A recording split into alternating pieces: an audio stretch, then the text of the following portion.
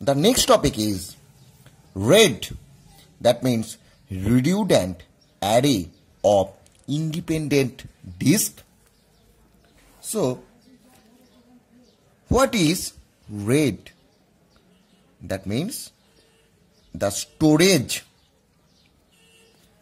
which we are used in laptop,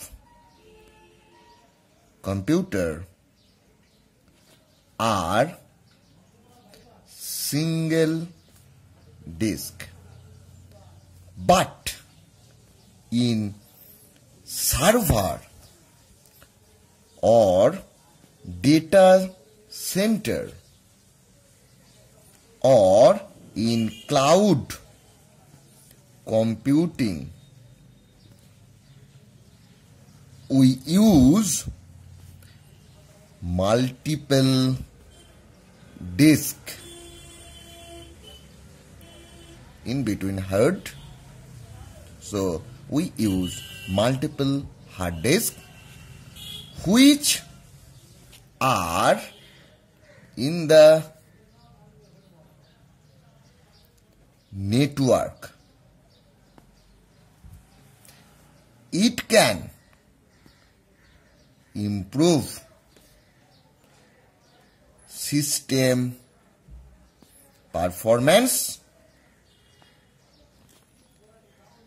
as well as reliability.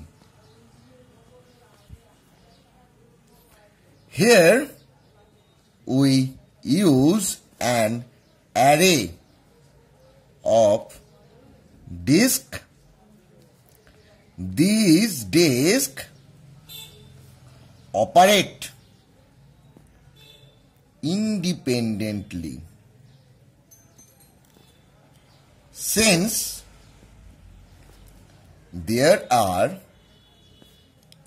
many disks separate and multiple input-output requests can be handled in parallel if the data required is on separate disk. RAID technology can be implemented in hardware,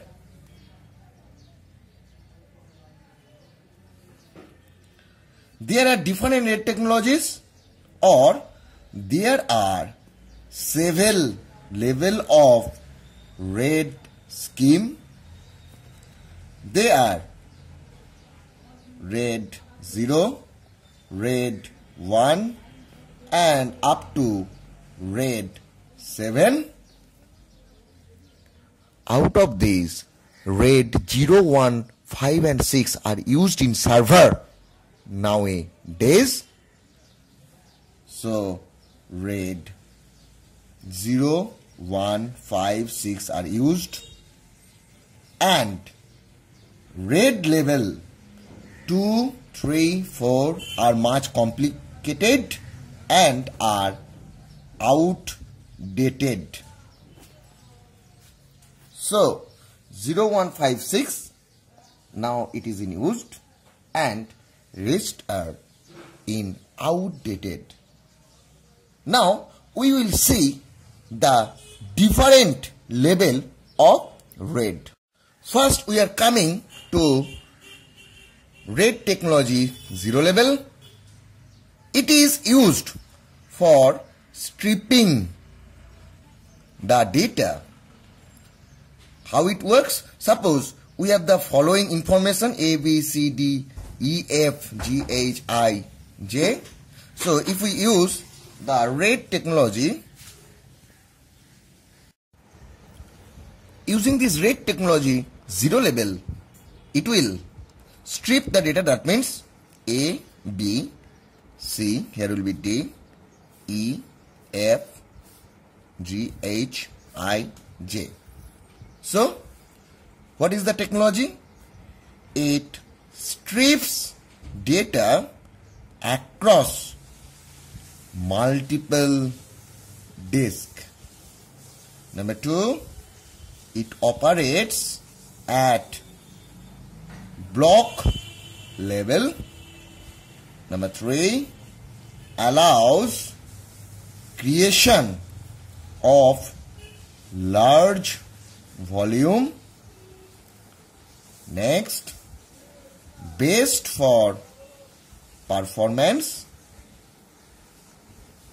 Next one is cannot tolerate failure. So, this is all about the RAID technology at 0 level. Next, we will move to RAID 1 technology, that is used for mirroring and duplexing. So, mirroring and duplexing, the RAID 1 technology is used. Suppose we are given a data set of A, B, C, D, E.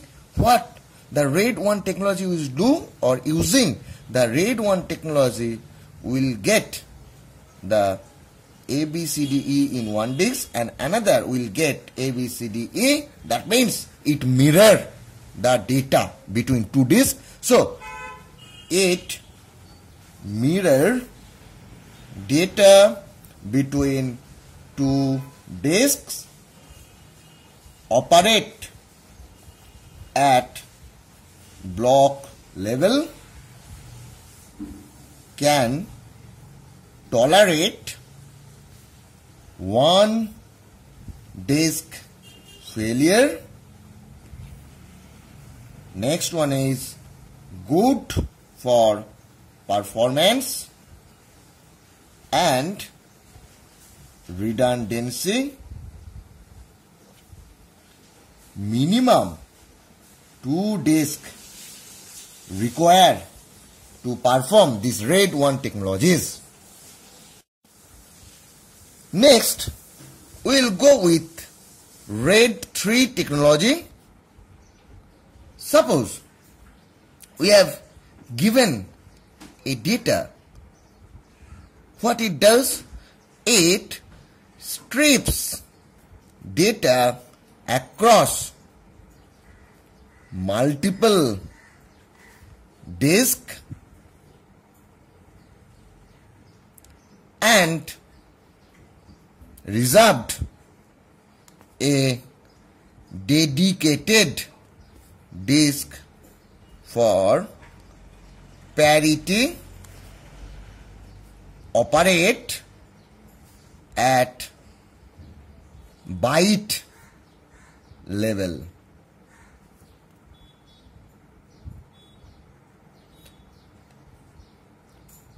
So, the RAID 3 technologies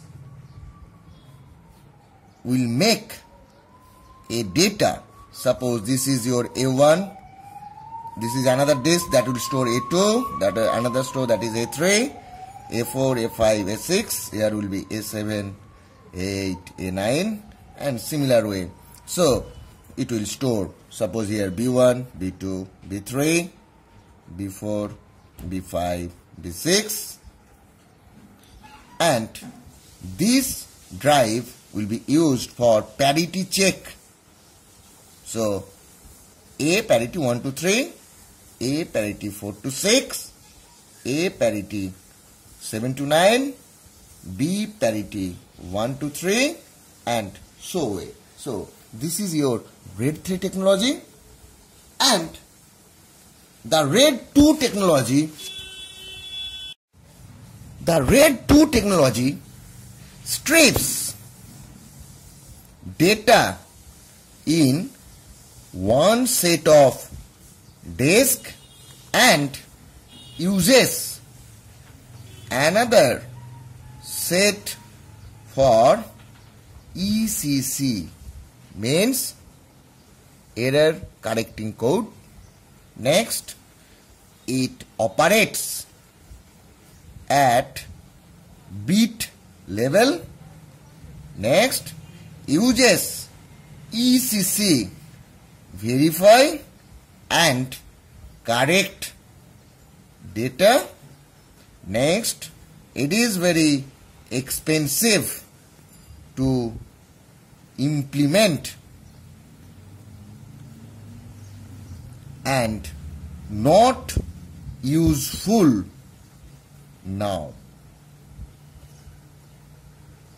So, if we use the RAID level 2, that means using the RAID 2 technologies, we will get, here we will get, suppose we have stored A1, here we have stored A2, here we will store A3, here we will store A4, here we will store in similar way B1, B2, B3 and B4, and here we will C1, C2, C3 and C4, and there will be your A parity, AP1, AP2, AP3 and AP4, and here you will be your BP1, BP2, BP3, BP4. So all other disks are associated with the parity bit. So this is all about the RAID 2 technologies. Now we will discuss the RAID 4 technology. RAID 4 technologies trips data across multiple disks and a dedicated disk for parity, operate at block level. Next, good performance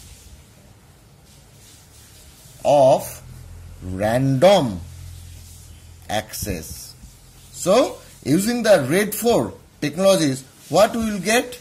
We will get here one disk will be stored A1, another A2, another one A3, and there will be a parity. Next there is B1, B2, B3, and there will be another parity, and there is C1, C2, C3, and for this there is another parity, and here is your D1, D2, D3, and there is another parity. So for all of these there will be an individual disk that will take or that will used for reserving the parity.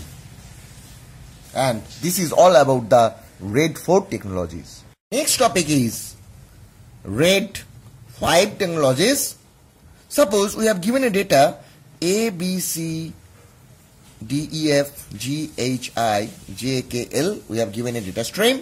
Using the RAID 5 technologies, what will go? We will get, suppose we are using 4 disks, so here will A, here is your B, here is your C, and here is your, suppose is parity. What is parity? I will tell you later. A, B, C, D, E. Here is another parity. Here is F, G. Next here we will get parity. H, I. Next here is parity. J, K, L. So this is the figure we will get using the RAID 5 technologies. We will get a column-wise parity in different field.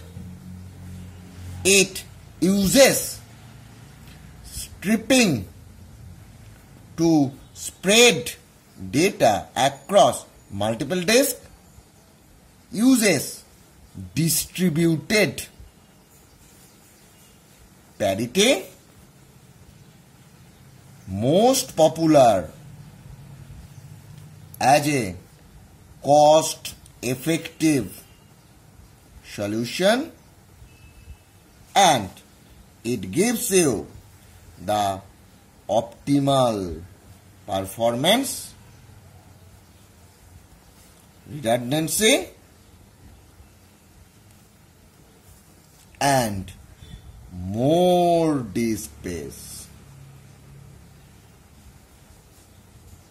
So, this is all about the RAID 5 technologies. So, here we can conclude that we have understand what is RAID technologies and we have covered the different level of RAID technologies. Next, we will discuss about the boot block.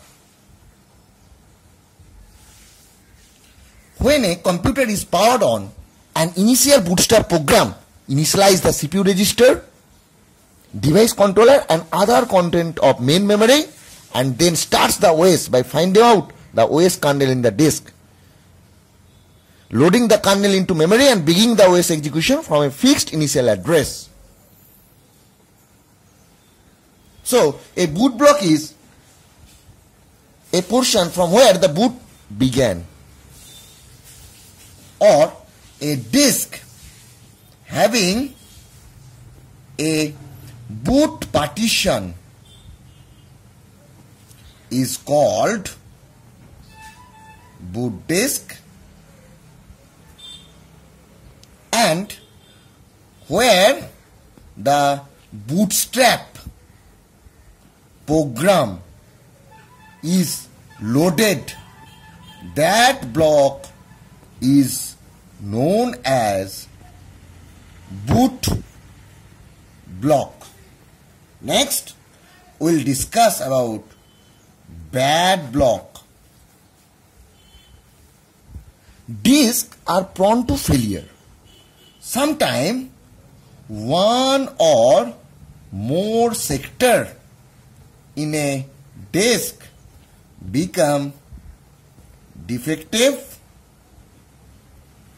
A disk block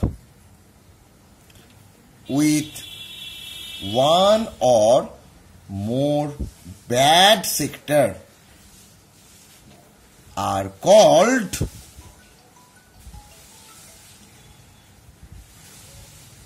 bad block.